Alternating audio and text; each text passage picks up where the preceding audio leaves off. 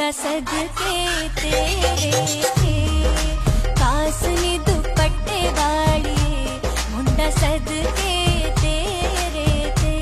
पिपली दिया छावानी पिपली दिया छावानी आपे हथी डोली तोड़ के माँ पे करन दुआवानी